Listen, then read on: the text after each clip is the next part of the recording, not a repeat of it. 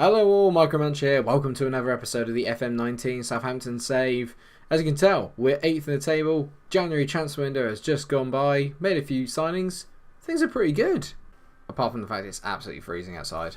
Hence the hoodie. It's a very professional look.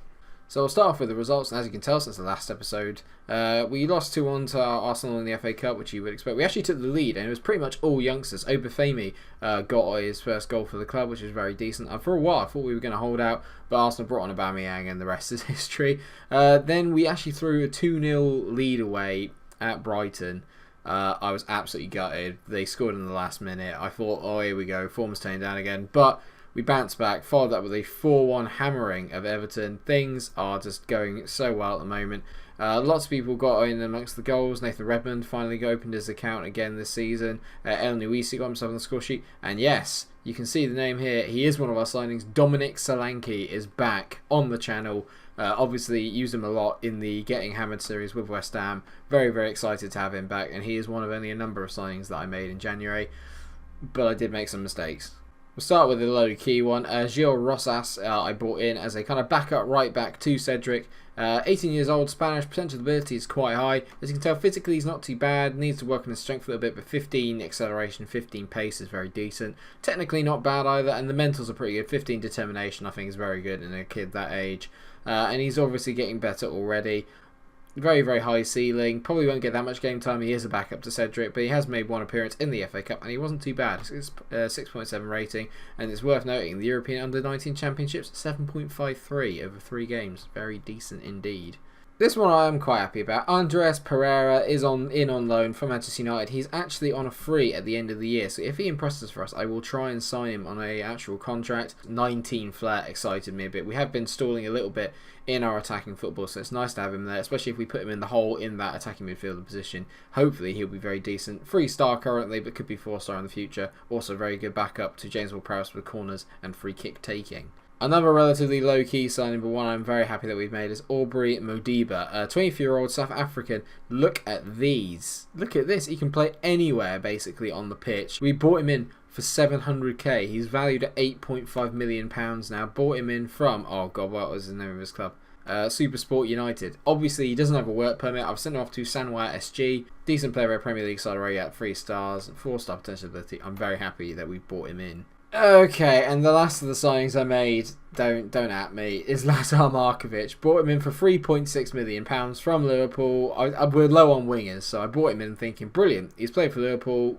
What could possibly go wrong? He doesn't have a work permit. Ah, dear. Terrible. So he's been loaned away to Sanwa SG until he can get a work permit. Hopefully it won't be too long until he can actually get one.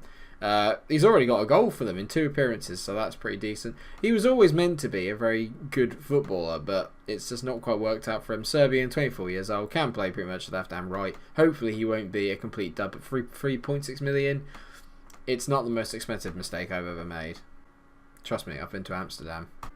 I haven't. I just wanted to put that joke in there. In terms of the outs then, actually, on the January transfer window, a lot of players went out on loan, Sam Gallagher being one of them. Stuart Armstrong obviously went to Burnley. The big one obviously is that Ryan Bertrand has been sold. £13.75 million up front, £19.25 million overall it could rise to. And funnily enough, he is playing for Watford, who we are playing today.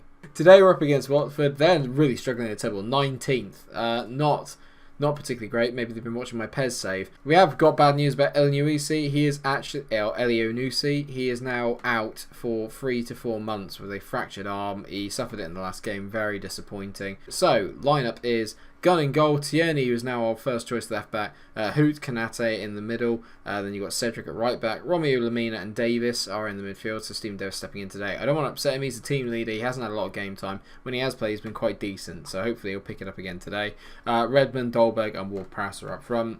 Now we look at the bench, we've got Ings, Solanke, Pereira, Stevens, Target and Højbjerg. It's a very good looking bench now compared to what it was previously. So I look at this Watford team. They signed Jack Grealish. He was a player I was after as well in this transfer window. And yeah, 94 rated on my scout report, 17 flair, natural fitness. He's a very decent footballer. I'm a bit pissed off I didn't get him. I just couldn't generate the money to make a big marquee signing. Muriel's in as well. She's very decent up front when she's out of her mobility scooter. Apologies to any younger ladies called Muriel that might be watching this episode.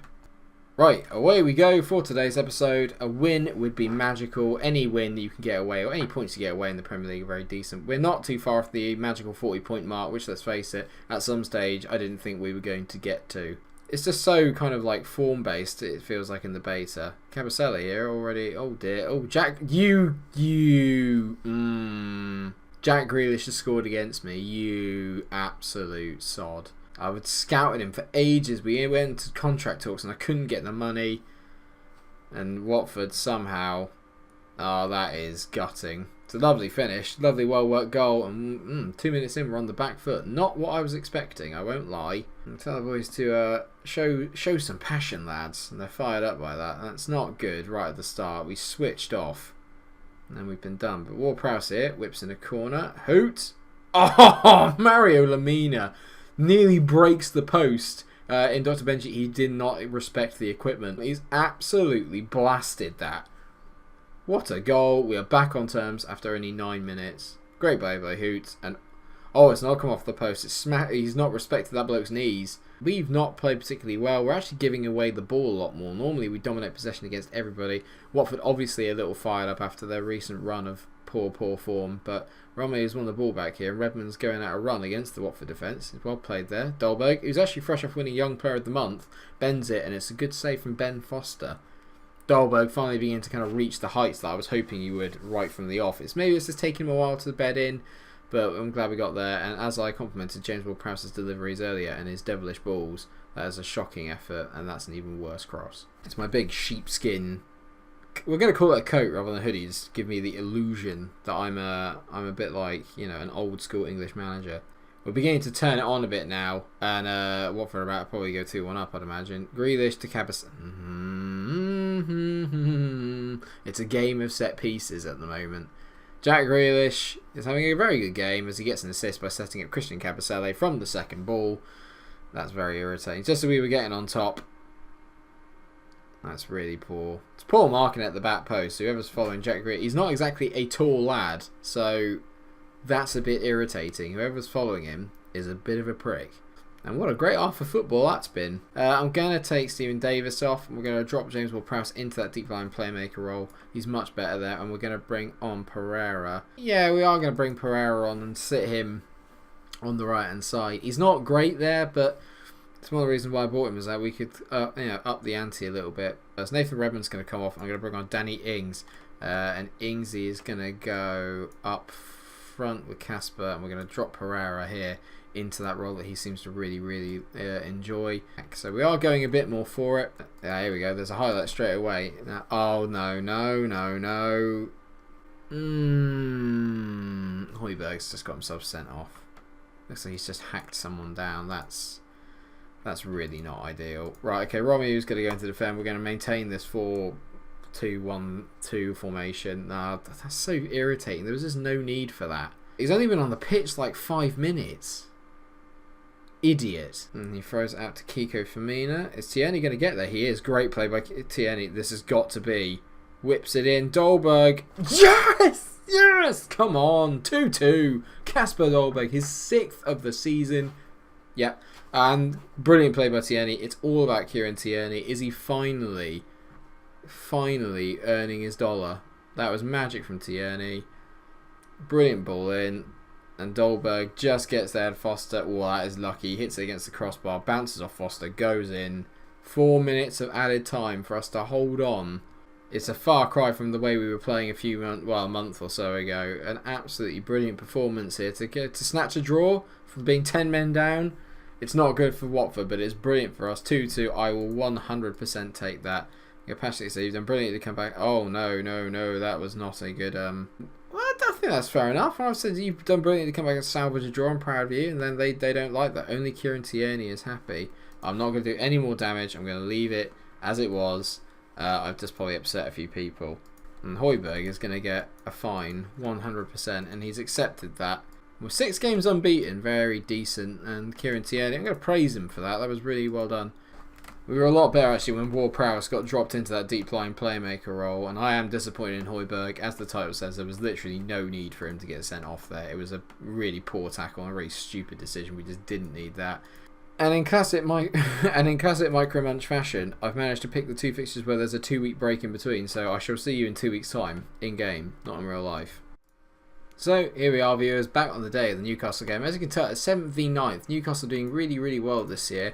So it is an unchanged lineup, which means that James Ward-Prowse stays as the winger on the right hand side with Stephen Davis as the midfield. If he fails to perform there again, Ward-Prowse, then I might have to take Davis out to accommodate for him, because let's face it, Ward-Prowse is a much more important footballer to us than Stephen Davis is right now. I'm going to say passionately, we've been on a good run out there lately, so go and impress me. Not a lot's really happened with the team there, not sure if they like that or not.